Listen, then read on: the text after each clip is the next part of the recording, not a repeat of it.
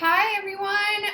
Congratulations. You've made it to the final assignment for the school year. This is it. You're down to the end. If you're watching this video, you submitted your college personal statement, which wasn't that long. It was only up to, I believe, 650 words.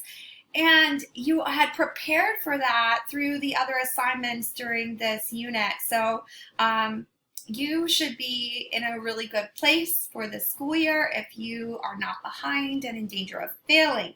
So if you are, make sure you reach out to me.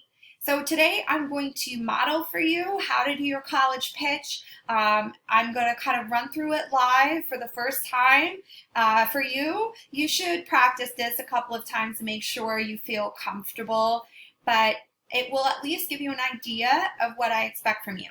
So before we get started, I just want you to think about how do you deliver a successful college pitch, and I'm going to give you a quick tutorial and then I'll run through mine. So first things first, you should pick a college that you want to pretend you're talking to in your video. So as you guys probably remember, I attended the University of Florida in Gainesville, Florida, where the little alligator is there, for my undergrad. That was for journalism.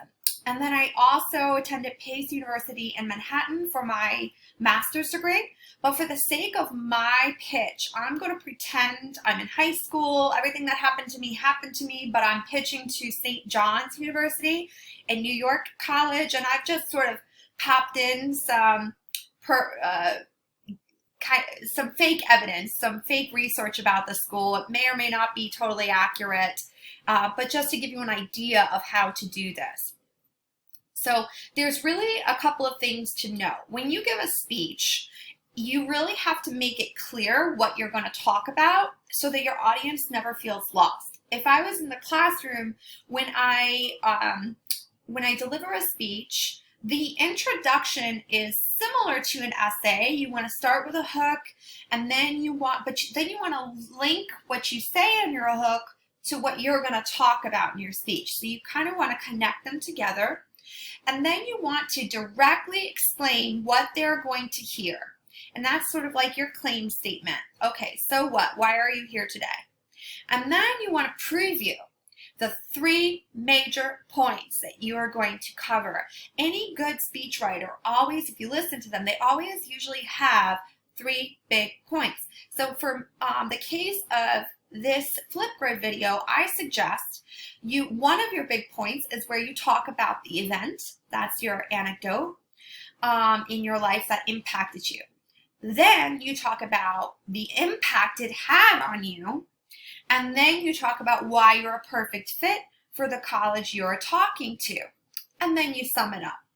So I'm going to show you how I do this, and you're looking at my gigantic cue cards. So these are like, imagine me holding index cards. I'm not reading them while I give my speech. I might glance down at my card if I need a reminder of what I planned to talk about. You'll also notice I did not write out complete sentences other than, and mostly it's bullet points, other than in my 3 big areas, I planned my starter sentence, just in case I get stuck and I forget what I wanted to talk about, okay? So I have my starting sentence for my 3 big paragraphs, and then I have my reminders of the things I'll talk about for those 5 parts of my speech. All right, so aim for about 5 minutes. We'll see how long it takes me to go through this. But again, hopefully it just gives you an idea of how this should look. All right, so I'm going to imagine I drove or got a ride up to St. John's University. I'm in this office. There's a panel of people in front of me, and they asked me how it was getting there. I said, oh, it's fine, thank you. And then I say, yes, so my name is Rachel Renick, and I'm here today to deliver for you my college pitch to show you who I am as a person and why I'm a great fit for St. John's University. And then they're going to say, great, you can begin whenever you're ready, Rachel. And I'll say, okay, thank you so much. So I'm going to now begin. All of us in this room, probably every single one of you, at some point in your life, has experienced a tremendous loss and knows how painful that can be to go through. Pause. Okay, so I'm going to start over. I have an app that's popping up on my screen with alerts, so we'll redo that. So we're going to start now. Every one of you, probably all of us in this room, at some point has experienced a tremendous loss and knows how painful that can be for your life. Personally, I experienced a terrible loss when I was 18, a senior in high school, preparing to go off for college on a full ride scholarship for softball.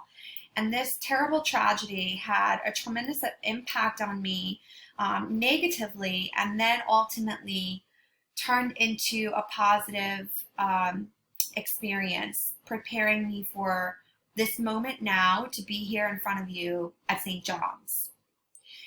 In today's talk, first I will share with you this event that occurred in my life. Then I'm going to talk about the impact that it had on my life. And finally, I'm going to show you and share with you why I feel that I am a truly college-ready, ideal candidate for St. John's University. So first, you're probably wondering who I am and why I'm unique. And I think the biggest thing about me is that I'm super passionate. I'm a huge athlete.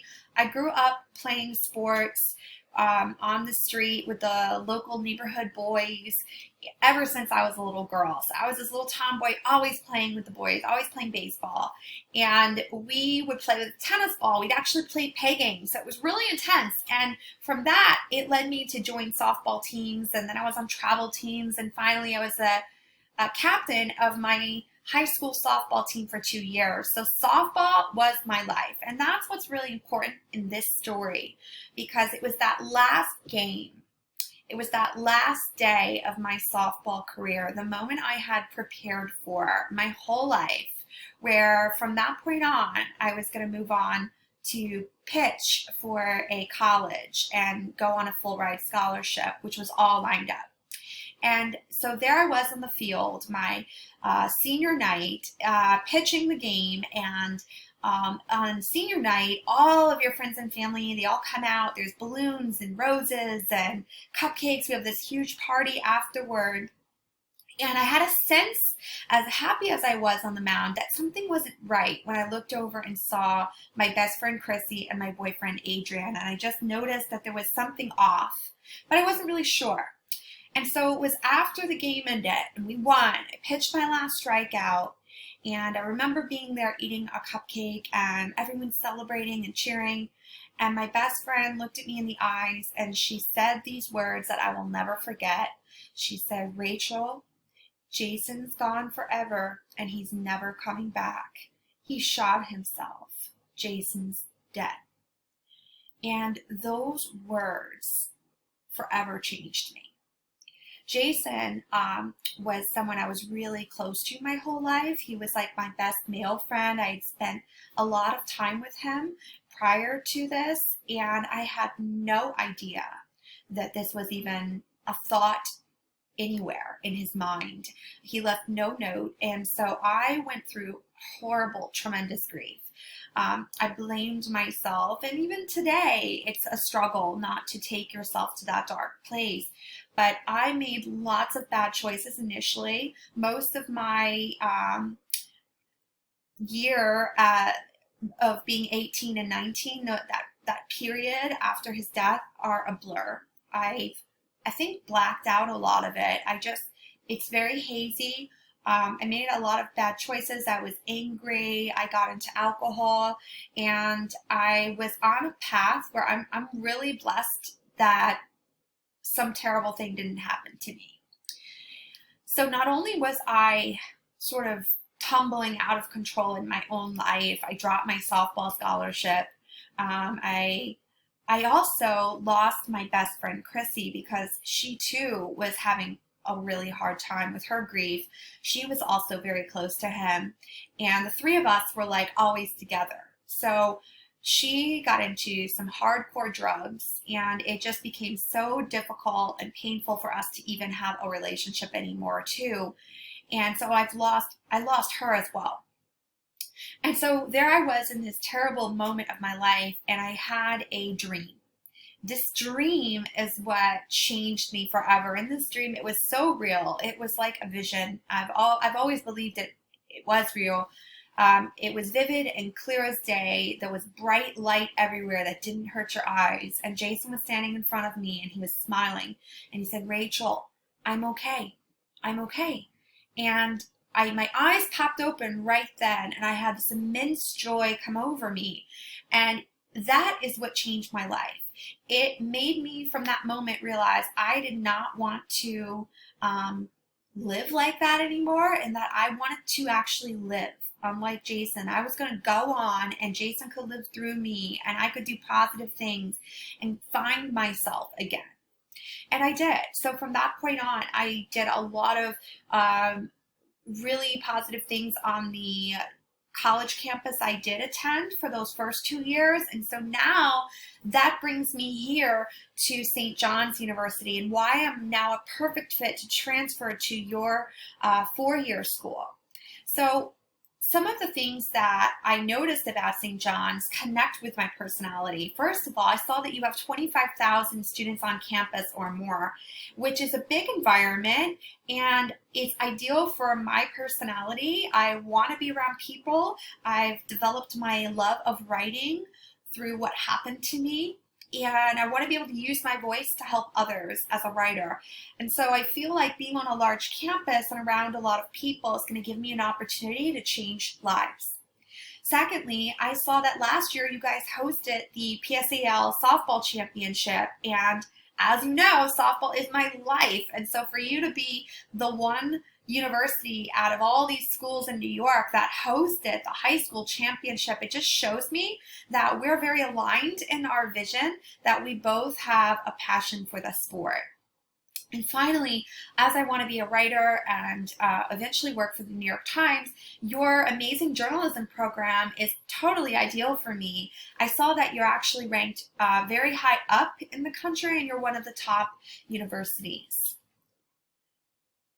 So to conclude, I hope that this shows you, through what I've experienced in my life, how connected I am and college ready I am today, and why I'd be a great fit for your school.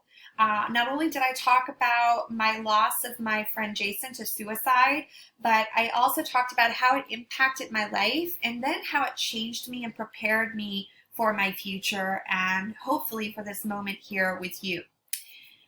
I hope that when I look back on this tragic time in my own life, that I can focus on the positive side, that although Jason struck out in his own life and chose to end his life, I will not strike out in mine, and I will always live with that same ambition and passion in my life to do positive things for others. Thank you. So cut. So we're going to imagine I delivered that. I want to say that was around 5 minutes, and I have points in there I'd be like, oh, I want to change that. But this was my first run through with you, just to give you an idea, and hopefully it shows you how to do yours. I want you to just briefly look at this rubric and consider, would you think I should get a 4 in all of these areas? So I do believe I gave a lot of information about myself, and I had researched St. John's, so I think that's hitting a 4. Aesthetics is appearance. Did I dress for success? Well, I tried to. Hopefully you like my silly outfit here, but this is me. You know my personality, and I'm not wearing a t-shirt. I did, get a shower, do my hair, and wear a nice blouse.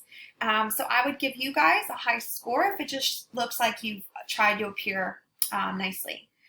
Knowledge. I feel like I know myself. When you listen to my speech, hopefully I show you I have an in-depth knowledge of who I am and what I wanted to get across. I know I gave eye contact the whole time. I try to speak loud and clear, and I feel like I was easy to follow because I stuck to my cue cards. Interest. Well, that's up to you. But hopefully I did present to you a speech that was interesting and intriguing, and it was what you wanted to hear. And I look forward to hearing your speeches. Bye.